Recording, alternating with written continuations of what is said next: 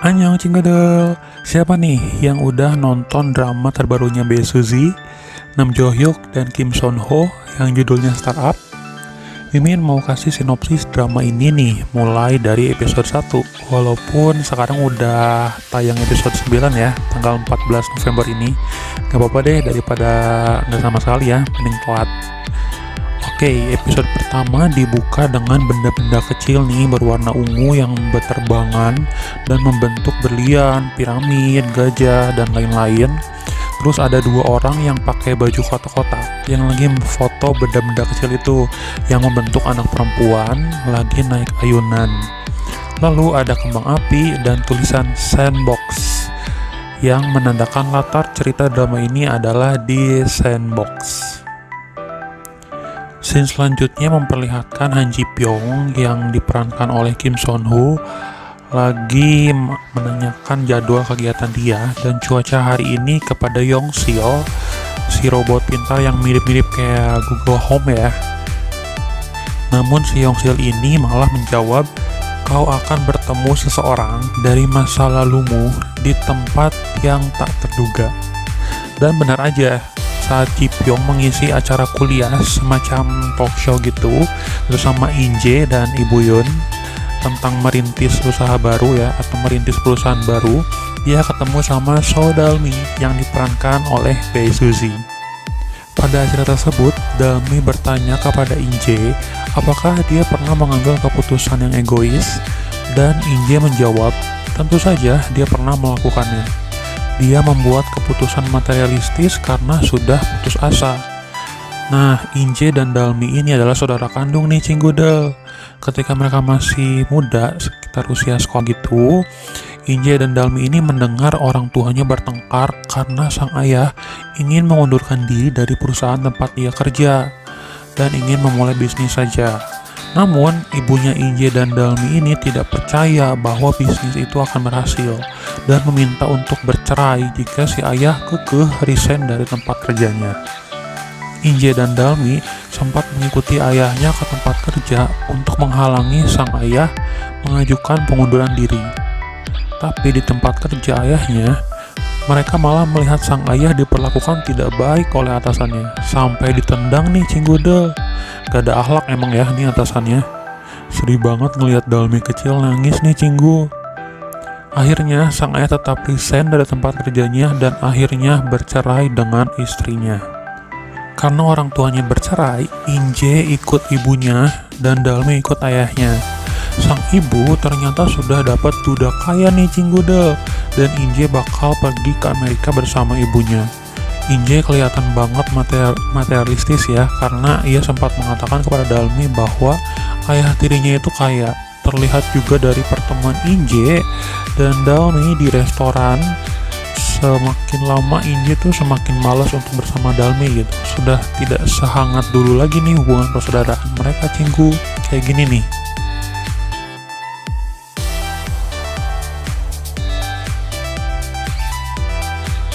Di episode 1 ini juga menceritakan Han Ji Pyong muda yang keluar dari panti asuhan dan diberikan uang 2 juta won dari panti asuhan tersebut. Ji Pyong lagi cari tempat tinggal dan akhirnya bertemu sama neneknya Dalmi pas malam-malam dan lagi hujan nih Cinggudel. Kasian ya Han Ji Pyong kehujanan. Nah, nenek yang baik hati itu ngasih tahu Ji Pyong muda kalau dia mau tinggal di tempat jualannya si nenek itu boleh.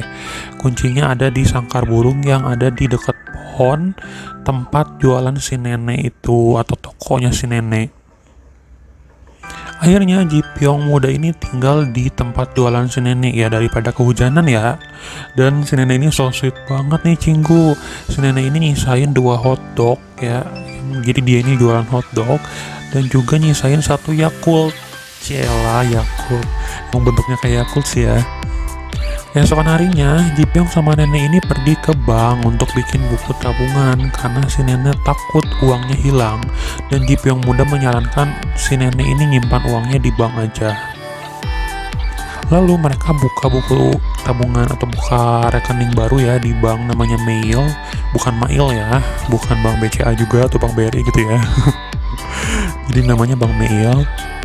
Nah, setelah dari bank dan lagi jalan di jembatan, Ji Pyong muda ini keingetan perkataan seorang ajusi pemilik One Room atau di kita biasa disebut kontrakan lah ya. Jadi si ajusi ini sempat bilang mending Ji Pyong buka rekening aja buat ikutan investasi saham.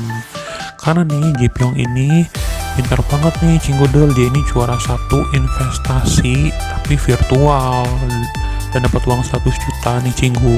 Tapi uang 100 juta won ini nggak bisa ya ambil nih, nggak bisa dibeliin kuah Cirebo ya. Nah, akhirnya Ji Pyong muda ikutan investasi saham di Damoa. Jadi sebuah perusahaan investasi gitu ya, namanya Damoa. Pakai laptop model terbaru nih di 15 tahun yang lalu itu ya. Pakai laptopnya ini ya dapat hadiah entah dari kompetisi apa gitu ya. Pokoknya dia juara satu di kompetisi itu. Awal keterkaitan Ji Pyong dan Dalmi adalah saat neneknya Dalmi ini meminta Ji Pyong untuk menulis surat buat Dalmi yang isinya ingin berteman dengan Dalmi. Karena si nenek kasihan banget nih ngelihat Dalmi yang sedih dan kesepian akibat kakaknya yaitu Inje ikut sama ibunya. Di surat itu Ji Pyong malah pakai nama Namdosan, seorang anak kecil juara pertama Olimpiade Matematika yang masuk koran. Akhirnya Ji Pyong sama Dalmi ya surat-suratan terus deh lewat sangkar burung. Lanjut ke adegan-adegan yang penuh bawang bombay nih Cinggu, alias yang bikin kita mewek ya.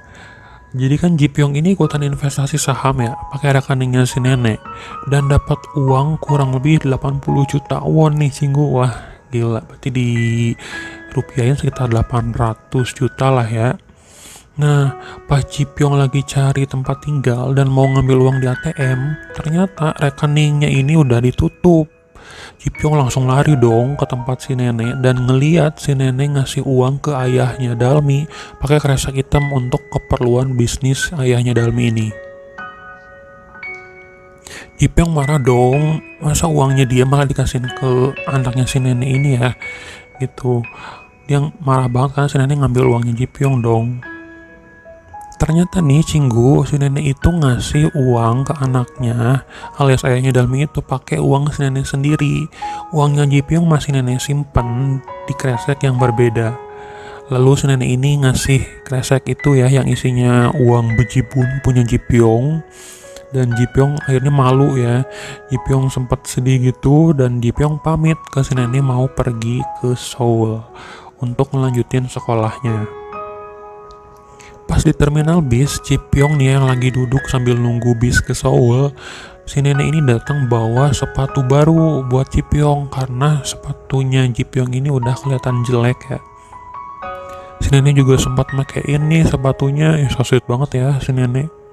Terus si nenek duduk di sampingnya Ji Pyong dan bilang ke Ji Pyong, jika Ji Pyong nanti sukses, jangan menghubungi si nenek.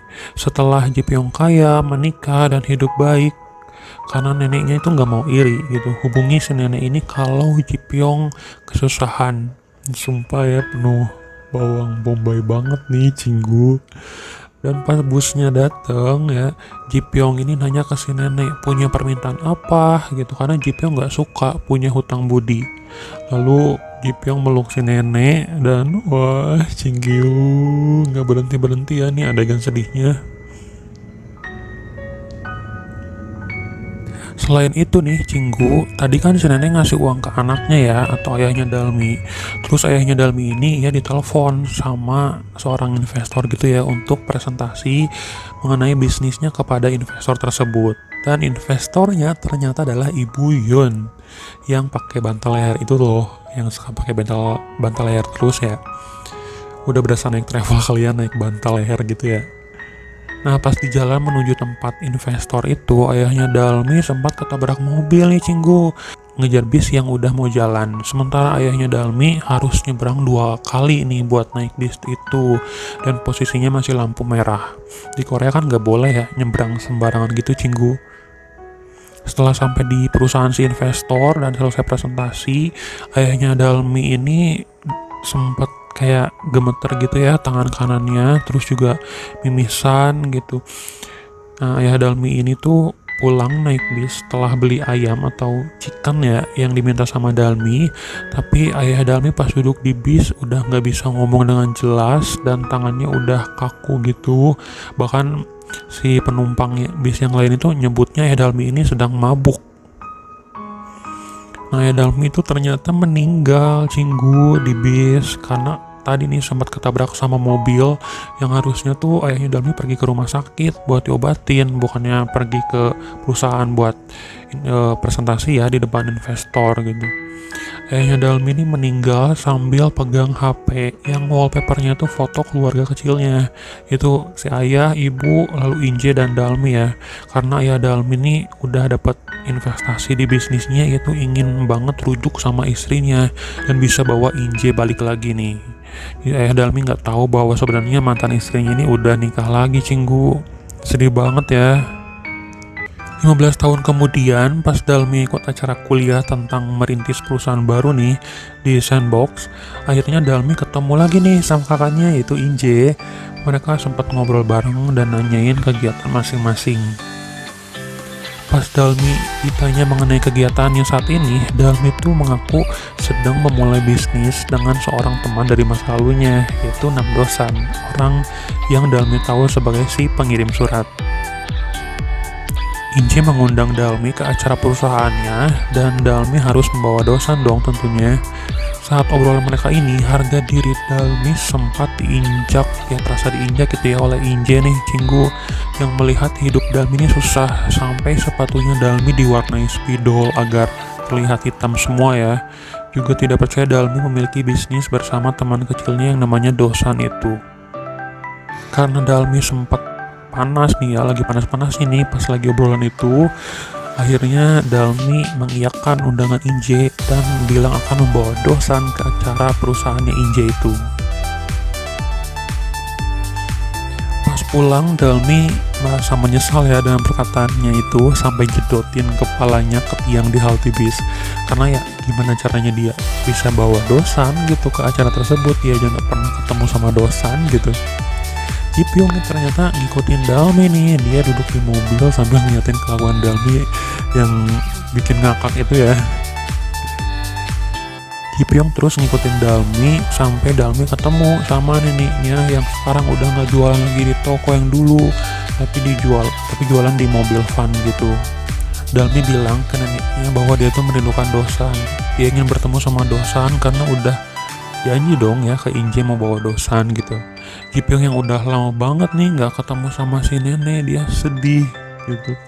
Keesokan harinya Jipyong datang buat nemuin si nenek, dan si nenek akhirnya ketemu dengan si Jipyong. Episode pertama ini diakhiri dengan daun yang terbang terus masuk ke suatu tempat. Ada 3 orang nih di dalamnya, yaitu Namdosan yang diperankan oleh Nam Jo Hyuk, dan juga 2 orang temannya yang di awal cerita tadi lagi motoin kembang api dan motoin yang anak kecil perempuan lagi naik ayunan itu ya.